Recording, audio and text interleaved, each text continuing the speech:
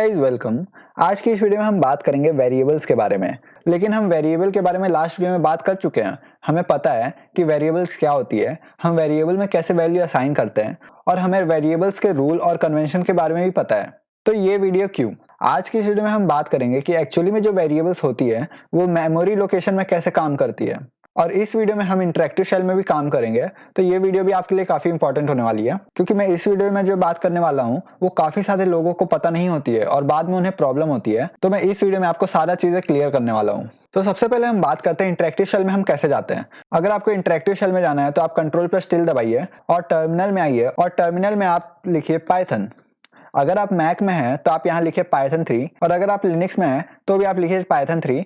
मैं यहाँ विंडोज में हूँ इसलिए मैं यहाँ लिख रहा हूँ पाइथन, और आप एंटर प्रेस करेंगे तो यहाँ पे आपका एक इंटरेक्टिव शेल ऑन हो जाएगा। ये इंटरेक्टिव शेल का काम क्या होता है, अगर हमें किसी भी चीज का आउटपुट बार बार चाहिए होता है और जल्दी जल्दी चाहिए होता है तो हम बार बार प्रिंट फंक्शन को यूज ना करना पड़े, इसीलिए हम यूज करते हैं इंटरेक्टिव शेल। इंटरेक्टिव शेल बहुत ज्यादा काम का चीज है, आपको चैप्टर 6 और 7 में पता चलेगा इसका इंपॉर्टेंस। ओके, तो अब हम बात करते हैं वेरिएबल की। तो एक्चुअली में वेरिएबल एक मेमोरी लोकेशन को बोलते हैं। एक particular amount of memory reserve हो जाता है कोई भी वैल्यू के लिए। इसका मतलब क्या हुआ, अगर मान के चलिए आपके पास एक वेरिएबल है नेम, ओके, और नेम में वैल्यू है हर्ष जैन। तो मान के चलिए कि ये वेरिएबल का जो नाम है ये एक्चुअल मेमोरी का नाम है, और इसमें जो वैल्यू है वो उस मेमोरी के अंदर है। ओके, और उस मेमोरी का कोई एड्रेस भी होगा। तो आप मान के चलिए एक वेरिएबल को एक बॉक्स की तरह, जिस बॉक्स का एक नेम होगा और उसका वैल्यू होगा और उसका एक एड्रेस होगा। ओके, तो मेमोरी लोकेशन में वेरिएबल ऐसा ही होता है। और अगर मैं यहाँ पे एंटर प्रेस करूं तो हमारे नेम वेरिएबल में हर्ष जैन स्टोर हो चुका है। अगर मैं प्रिंट करवाना चाहूँ नेम को तो मैं डायरेक्ट नेम लिखूंगा और एंटर करूंगा तो यहाँ पे हर्ष जैन प्रिंट हो चुका है। तो मैंने बताया था कि वेरिएबल क्या होती है। वेरिएबल एक मेमोरी होती है जिसमें वेरिएबल का वैल्यू होती है, वेरिएबल का नाम होता है, वेरिएबल का एड्रेस होता है। लेकिन अभी तक हमने सिर्फ और सिर्फ वेरिएबल का नाम और वैल्यू के साथ काम किया है। लेकिन अगर हमें वेरिएबल का एड्रेस पता करना है तो हम वो कैसे कर सकते हैं, हम उसे आईडी फंक्शन को यूज करके कर सकते हैं। तो अगर मैं लिखूं आईडी और आईडी के बाद राउंड ब्रैकेट लगाऊं और राउंड ब्रैकेट के बाद मैं वेरिएबल का नाम दूं नेम और मैं एंटर प्रेस करूं तो यहाँ पे एक वैल्यू आई है। ये वैल्यू क्या है, ये वैल्यू मेमोरी लोकेशन का एड्रेस है जहां पे ये वैल्यू स्टोर है, और जिस वेरिएबल का नाम है नेम। तो हम एक और वेरिएबल बनाते हैं नम नाम का, और उसे हम असाइन करते हैं 20 से। तो इसे हम पढ़ते कैसे हैं, 20 इज असाइन टू नम। और मैं अब रन करूं तो अब नम को अगर प्रिंट करवाऊं तो देखिए, सॉरी नम हो गया यहाँ पे। तो ये देखिए नम को अगर प्रिंट करवाया तो यहाँ पे 20 आया है। और नम का एड्रेस अगर मैं देखूं तो मैं आईडी फंक्शन को यूज करके एड्रेस देखता हूँ नम का। तो मैं यहाँ लिखता हूँ नम। तो ये देखिए अभी हमारा नम करंटली ये एड्रेस में है। अब हम किसी वेरिएबल को असाइन भी कर सकते हैं अदर वेरिएबल में। जैसे हमारे पास एक वेरिएबल है नम और हमें उसे असाइन करना मान के चलिए num1 वेरिएबल में, तो हम उसे कैसे करेंगे, हम यहाँ लिखेंगे num1 और इक्वल टू नम।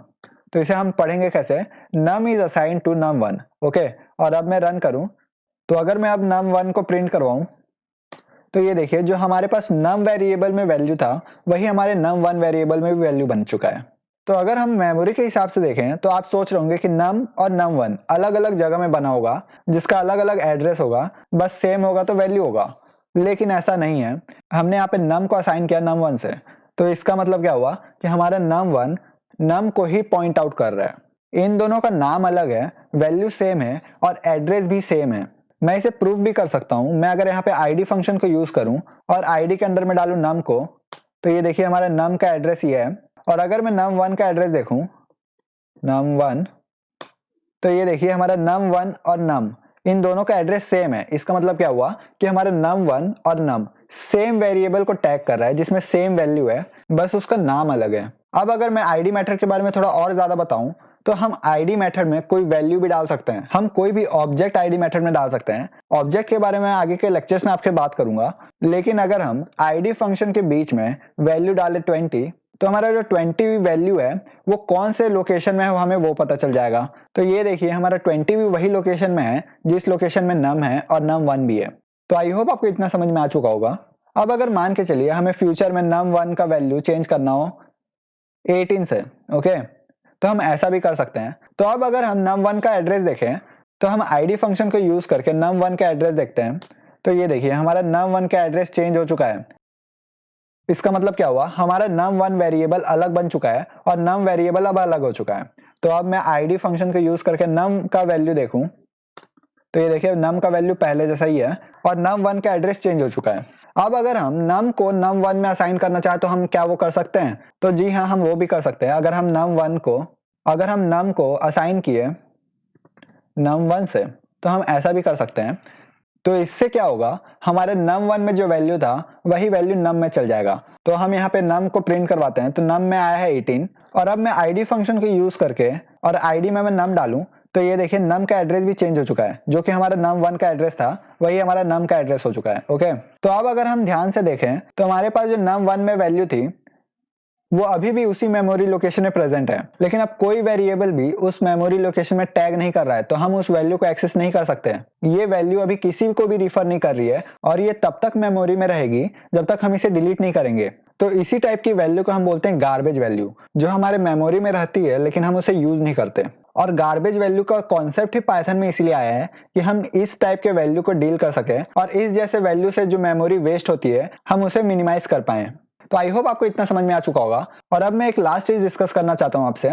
आप जब भी रियल लाइफ प्रोग्राम बनाएंगे तो आपको कई सारे कांस्टेंट वेरिएबल की जरूरत पड़ेगी। जैसे हमारे पास कांस्टेंट वेरिएबल है पाई। हम पूरे प्रोग्राम में पाई का वैल्यू चेंज नहीं कर सकते क्योंकि पाई का वैल्यू कांस्टेंट है। तो उस तरीके के वैल्यू को अगर आपको स्टोर करना है तो आप उसे कैपिटल फॉर्म में लिखें। जैसे अगर हमें पाई नाम का एक वेरिएबल बनाना है तो हम उस पाई को कैपिटल में लिखें और उसमें हम वैल्यू असाइन करें 3.14। आप चाहें तो आप इसे PI स्मॉल में भी लिख सकते हैं, लेकिन मैं रिकमेंड करूंगा जब भी आप रियल वर्ल्ड प्रोग्राम बनाएं तो आप कांस्टेंट वेरिएबल को हमेशा अपर केस में ही लिखें। तो आज की इस वीडियो में हम बात किए हैं कि हमारे कंप्यूटर के आर्किटेक्चर में वेरिएबल अपना मेमोरी कैसे एलोकेट करता है और हमने बात किया आईडी फंक्शन के बारे में। अब हम अगले वीडियो में बात करेंगे डेटा टाइप्स के बारे में। हमारे पास पाइथन में कई सारे डेटा टाइप्स हैं और हम उन सभी को अगले वीडियो में देखेंगे। Thank you for watching this video and please like my video and subscribe to my channel for more quality content.